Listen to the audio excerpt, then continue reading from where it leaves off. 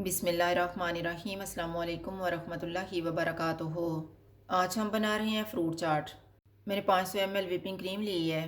इसमें आधा cup condense milk डालेंगे। 1/4 टीस्पून नमक।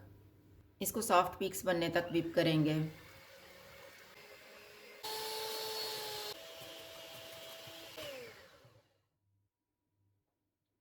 क्रीम में 1 कप केला डालेंगे, 1 कप सेब, 1 कप नाशपाती, 1 cup kiwi,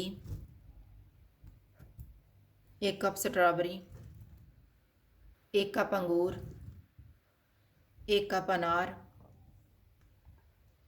2 tablespoon coconut, 10 खजूरें, 2 tablespoon किशमिश, 2 टेबलस्पून बादाम, 2 टेबलस्पून काजू।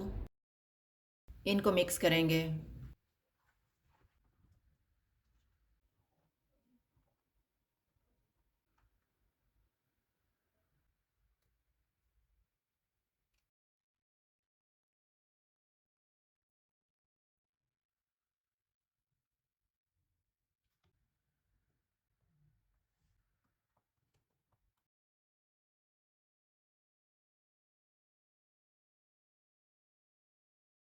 फ्रूट चाट तैयार है। अगर आपको हमारी वीडियो अच्छी लगे तो लाइक करें और हमारे चैनल को सब्सक्राइब करें। शुक्रिया। अल्लाह हाफिज़।